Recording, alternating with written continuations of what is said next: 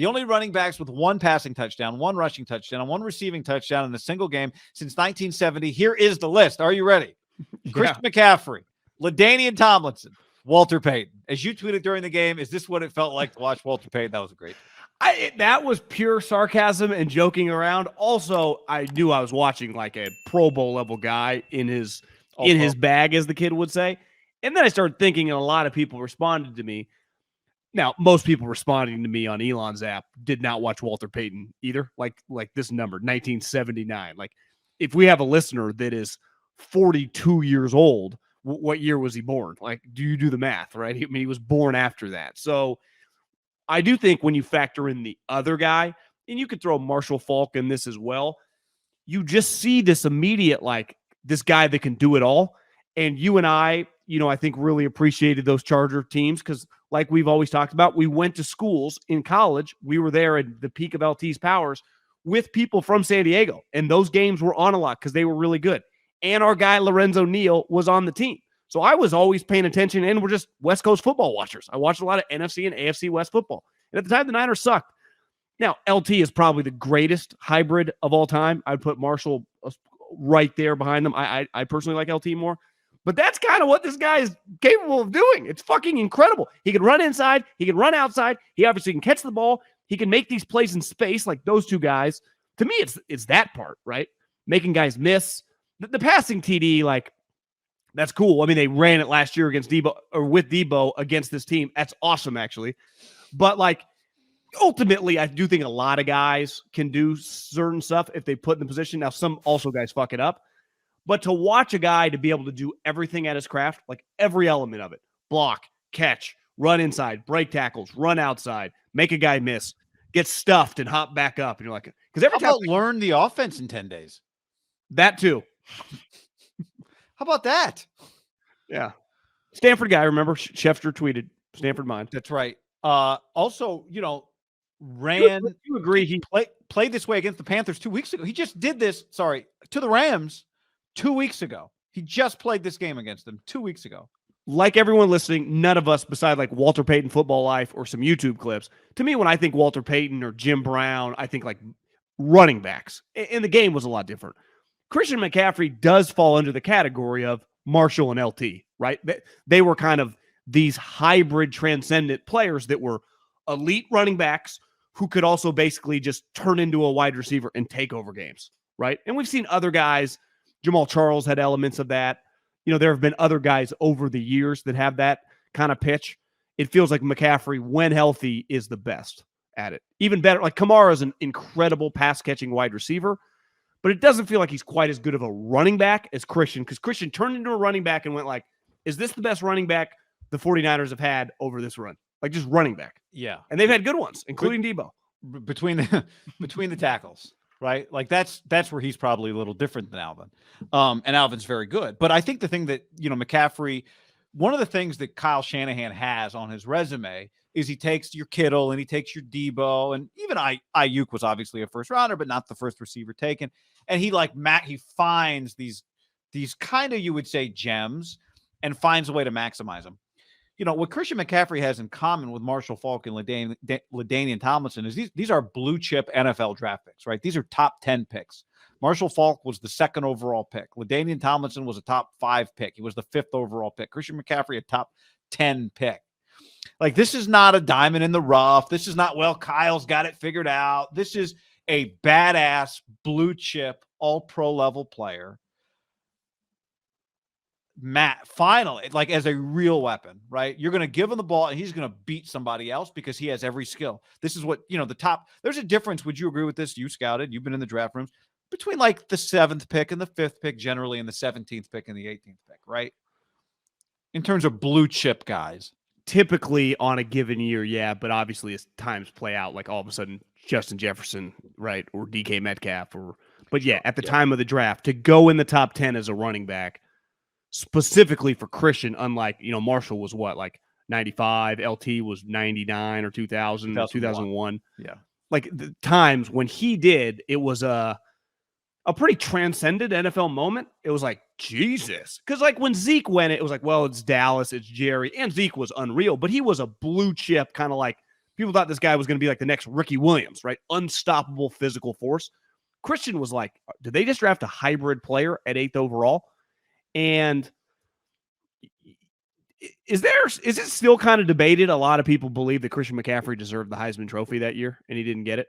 I think a lot of people on the West Coast believe that. Like the West Coast hasn't had a Heisman. I don't know who the last non-USC Probably Liner or Reggie. Yeah, I mean, but that the last non-USC Heisman. Plus, Stanford's running backs have historically been, have had some really good years in the Gerhardt, Gaffney, yeah. Gerhardt really might actually have a better case because I think McCaffrey's year didn't Derrick Henry win the Heisman, and Derrick Henry was pretty incredible that year. Yeah. So you could make the case for McCaffrey, but if you go back and look at Derrick Henry's year, it was pretty off the charts that season. Right. I think Gerhardt was actually, I think, the bigger snub when you go back and look. I would say Derrick Henry has aged well, wouldn't you? Oh, yeah, Mariota. That's a good one. Mariota has won one since, obviously. Good call. Good call. Thank you. Missed that one. I mean, he's no Bo Nix, but career resurrection right now. Yeah. Marcus Mariota. So, I mean, it's, McCaffrey, as you said to me beforehand, and we'll talk about specifically the play, and we'll talk about the trade. There's just an element of how good this player is. He is, it's just, to me, the fact that it worked out this way, what? I just looked because I'm like, I saw someone tweet that Henry was having a pretty good day. He had 32 for 220 and 2 touchdowns. Wow. They play the Texans, right? That's a pretty good 1-2 combo, those two guys. But McCaffrey, were they in the same draft? I guess they probably were. McCaffrey went 8th. Derrick Henry didn't go to the second round. I think Derrick Henry might have come out the year before. Remember, because McCaffrey, I may be wrong about that. Check that. But isn't that a good example? Like a lot of running backs, good ones, go really late. There have been an occasional, Saquon, Zeke, and wouldn't you say kind of universally when it got, now those guys went 2 and 4. It's a little different, 8, but 8's still pretty fucking high. It's like, what are these idiots doing? Don't they see the numbers? And I think McCaffrey, even with most nerds, were like, well, he can do all this stuff. So the value was much greater than like Saquon and Zeke, even though Zeke's a really good wide receiver, or was when he was younger. Now he's kind of slower. Even though he's a pretty good cheerleader on the sideline today, I'm watching him going nuts. That you're not going to take a between the tackle guy in the top 10. But as you saw today, like ultimately why I think McCaffrey, when he's been on the field, has aged so well. He is the modern day versatile guy like the two guys we named, LT and Marshall Faulk. And that's why those guys' games honestly aged pretty well as they got older, right? Yeah, they should have a place in any era, right? Stud. That player should have a place in any era. Fournette, Austin said Fournette went ahead of Christian. I don't think he and Derrick Henry were in the same draft. Were you looking, or am I? Yeah, he wouldn't have been. So, yeah, I mean, he saved their season. Fair to say, Christian McCaffrey. What I was going to say is, it's just this is how they beat the Rams last time, 3 weeks ago. It just with a different guy, with Debo. So the fact that they get McCaffrey, obviously they had him last week, but for the game when Debo is out, and they just fucking do the same thing, is pretty wild. And we are recording. This is Sunday right after the game. The fact that he just came to the team 10 days ago and had zero limitations on what he did offensively. I'm not going to rank it. I'm not going to put it on some tier. I'm just going to say it's one of the more remarkable performances I've witnessed from an athlete. I mean, I don't think that's hyperbole, given how single-handedly he dominated the game and how recently he was on another team playing against the Rams. So do you think it's hyperbole when a guy throws a touchdown, has 18 carries for 94 yards, averages over 5 carries or 5 yards a carry, touchdown, also includes 8 catches and another touchdown? Like just that workload, 10 days on the team. And like you said, I was looking at some of the comments because you text me the way I found out Debo was out, because I thought they were going to kind of play this up till to the game before Friday afternoon, even though it was pretty clear when he was not practicing on Friday. It's like, yeah, he ain't playing this game, but you just push it. You announce him an hour and a half before, you don't. Right. And they just announced out. And you immediately, like, I think probably a lot of people texting each other like, oh, that's a problem. And then you hit me like, is Kittle, Ayuk, and Christian McCaffrey not enough? And I think I responded, no, I don't think it is. Well, in reality, that should be enough. One of the best tight ends in the league who can also block, Christian fucking McCaffrey and Ayuk. Well, you go, Kittle and Ayuk have been in this offense, Kittle forever since Kyle got here, and Ayuk now for 3+ years. Like, they know this guy. I think I lost touch of it today. I lost touch that he has only been here for 10 days. Never really crossed my mind, honestly. Not that I thought, like, when I'm watching him, he's been here forever, but I don't contextualize like, God, this has got to be pretty difficult to learn all this shit. And I do think when you factor in, there probably are a lot of similarities in a lot of playbooks to just some basic zone runs. Yeah, sure. You know, you watch just college games. I think the zone principles and philosophies are relatively, but there is verbiage. Like, some speak Chinese, the other speak Spanish. Like, there are just, if one thing's called bottle and the other thing's called Ferrari, like, okay, but Bottle and Christian's old offense actually meant the opposite. You know, you just never know. So it's pretty remarkable. But also when you're watching them, I think we all agree that the cool part about pro sports, it's like the highest of the highs. There are still like the small percentage of guys that are so much better than everyone else. Like, you look at Derrick Henry, just 32 for 220. Like, he's one of the best running backs of all time. But we've been watching him in that uniform forever. And when he gets going, it's like, Henry's going off again. Or like early in the Minnesota game, I'm watching them play the Cardinals. Like, Justin Jefferson, better fucking cover this guy. You just know it. Like, you know the best player on that. And then Kyler starts taking off. You're like, this little fucking guy, man, he just takes off. And when you haven't really experienced it, like when you just watch a guy in a uniform, it's a building process. Like, you just know what you're kind of getting. Like Mahomes last week, you're like, oh shit, there's going to be one. When you get a new toy, like, I think that's part of last year what made Debo so cool. Debo had been around. Debo was a high second round pick, but then he just like changed positions. You're like, what the fuck is this?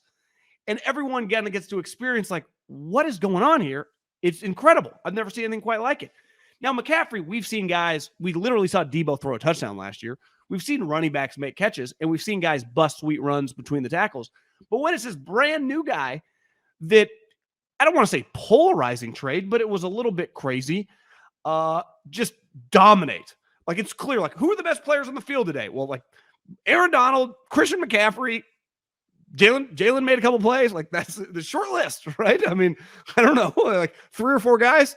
I'm sure if you're like a nerd, you're like, well, Trent Williams. Yeah, Cooper Kupp obviously was awesome. But it was a small list. Player, though. Who?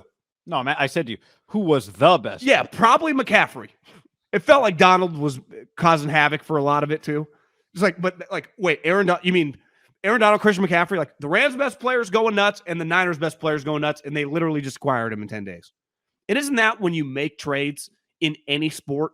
In basketball and baseball, you get more time, right? If I trade for a guy midseason, I get a lot of games, and I get to go through the ups and downs of some strikeouts, but some home runs. In football, it's like, it better have, like, this game matters a lot.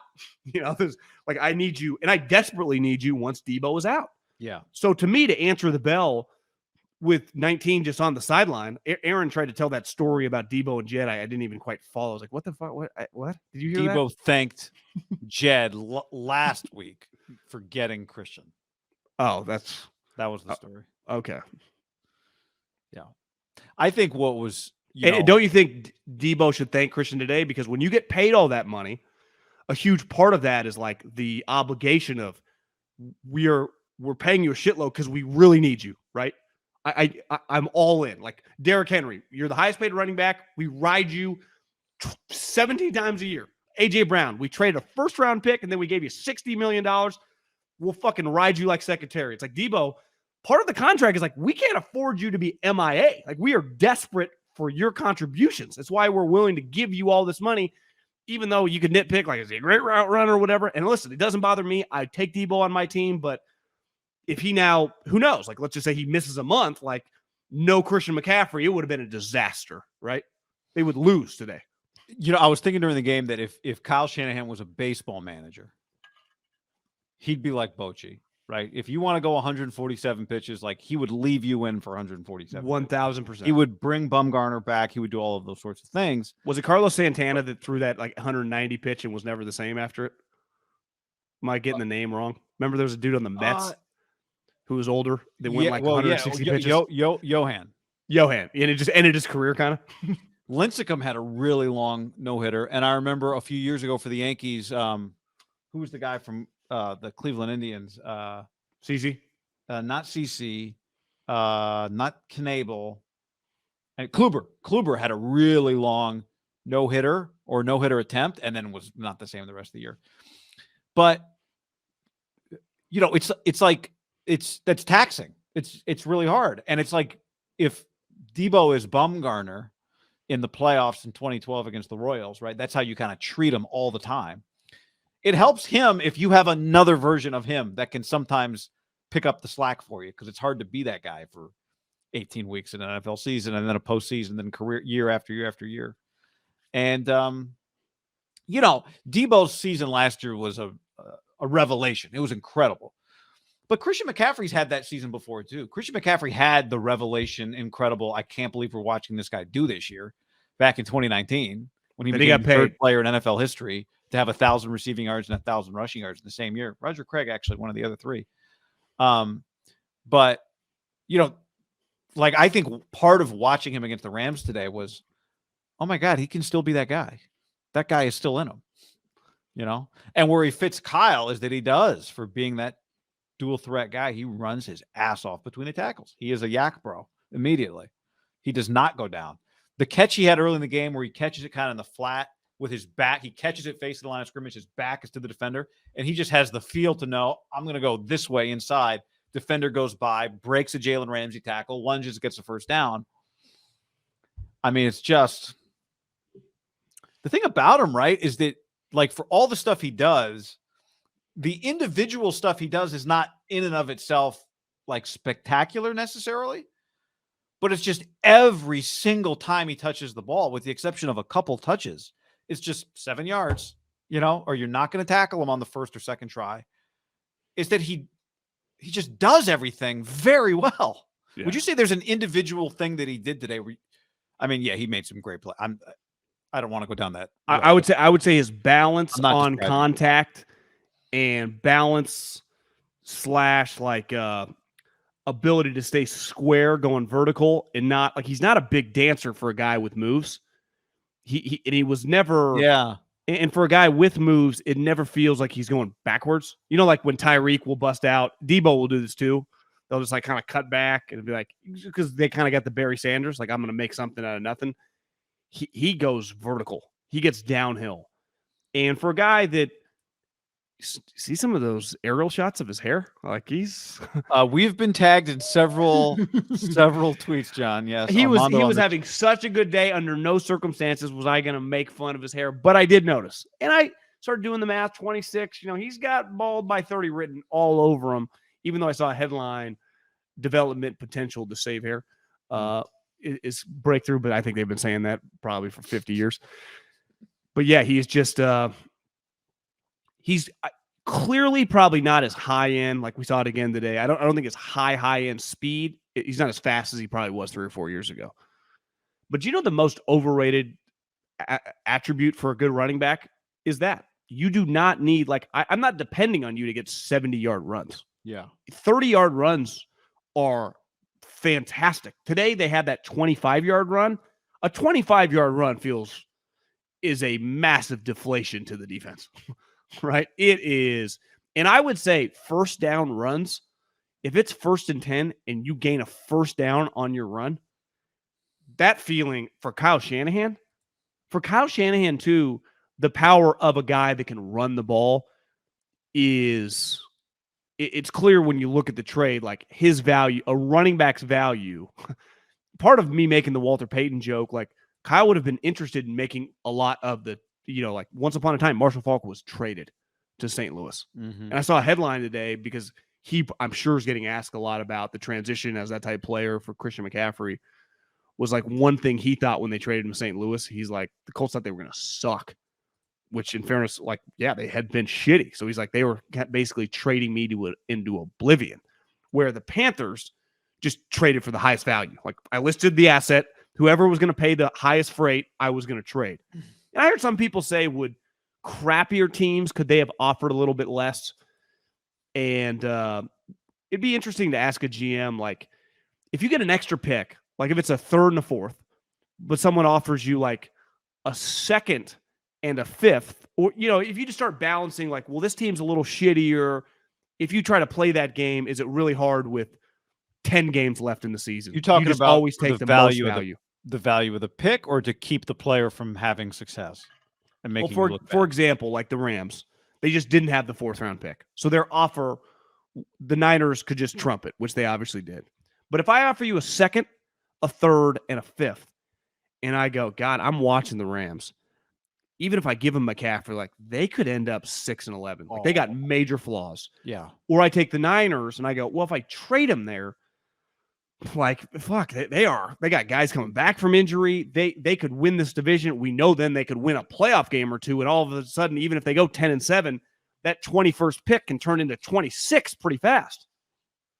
That feels like a dangerous game to play with. Not dangerous, but just pretty hard to nail. That's what I'm saying. It'd be really hard to, like, you could overthink that October 20th, right? Yeah.